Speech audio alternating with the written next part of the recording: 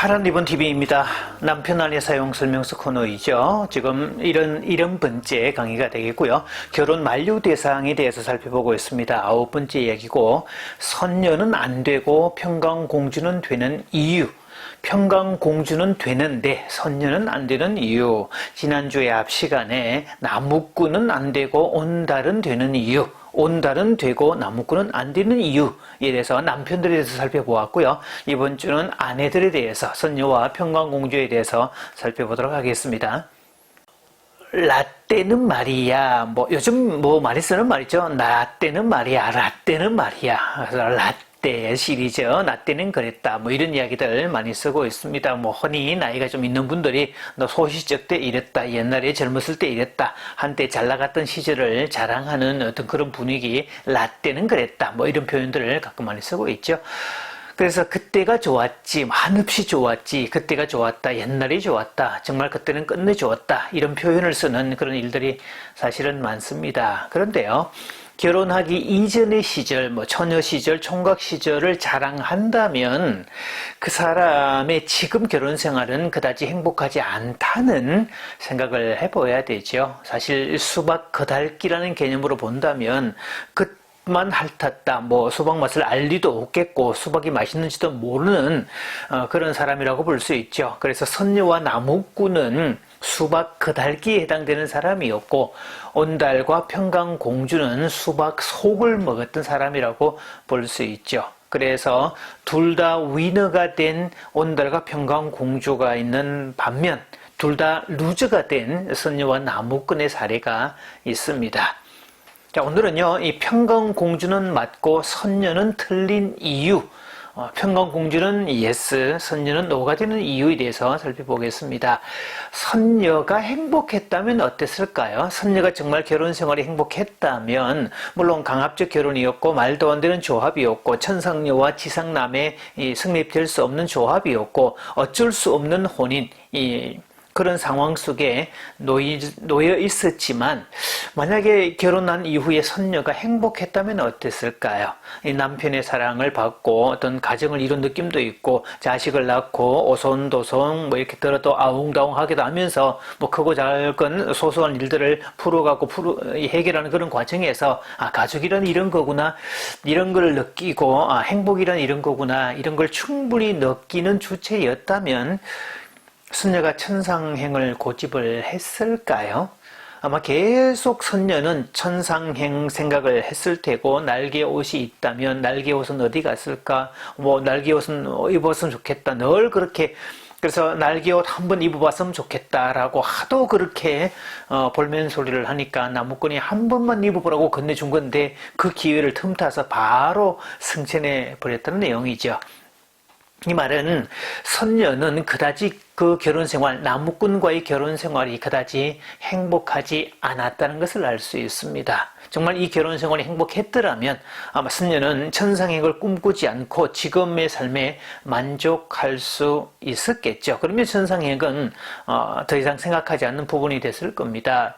이 영화로도 나왔고 소설로도 나온 이 차타레이 부인의 사랑의 경우가 거기에 해당이 되죠. 귀족이었고 부족한 게 하나도 없는 존재였지만 이 전쟁터에 나갔다 온 남편이 이 성적 기능의 불구자, 성기능 불구자가 됐을 때 거기로 인한 어떤 욕망을 채울 수 없는 차타레이 부인의 어떤 모습. 그래서 결국은 이 사냥터지기, 이 선녀와 나무꾼 비유로 이렇게 쭉 비유를 해보면 이 천상의 남자를 선택하는 게 아니라 지상의 남자를 따라갔다는 그런 내용으로 설명해 볼 수도 있죠.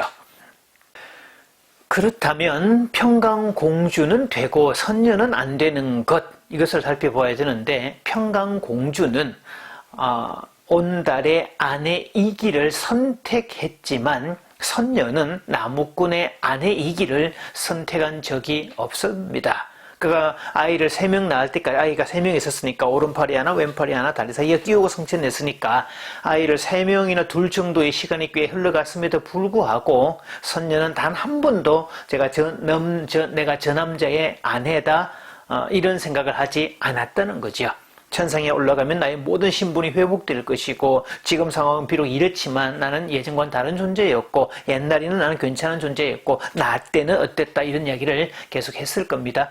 아마 이렇게 나무꾼의 아내의 길을 선택하지 않았다면 선녀가 과연 나무꾼을 남편으로서 존경했을까 의문입니다. 존경은 고사하고 존중이라도 했을까 의문을 가질 수밖에 없죠.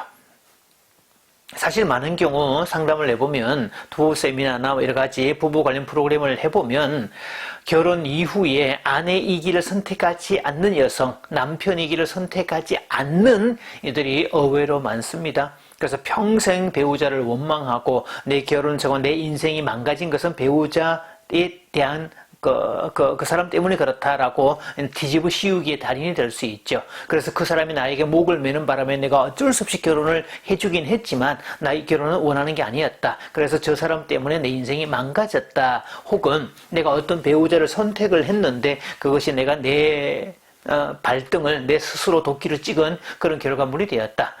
그래서 어쩔 수는 없지만 내가 만든 결과이기 때문에 어쩔 수는 없지만 어쨌든 이 선택은 내 인생 최대의 실수였다.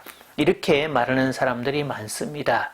그래서 이 말의 전제를 잘 살펴보면요. 내가 이 사람의 아내이기를 포기했다. 내가 이 사람이 남편이기를 포기했다라는 말은 배우자를 나보다 낮은 존재로 치부한다는 뜻입니다. 나는 배우자보다 월등하게 뛰어나고 모든 면에서 앞서고 압도적으로 괜찮은 존재, 비교 자체가 불가능한 이게 갭 차이가 너무 큰 나는 이런 존재인데 배우자는 아주 형편없는 존재라는 그런 전제가 깔려 있습니다. 이런 것은요 평생 동안 불행의 이유가 될 수 있는데 이 생각 가지고 평생을 살아오면서 배우자 원망만 하고 탓만 하고 보내는 사람들이 의외로 많다는 사실이죠.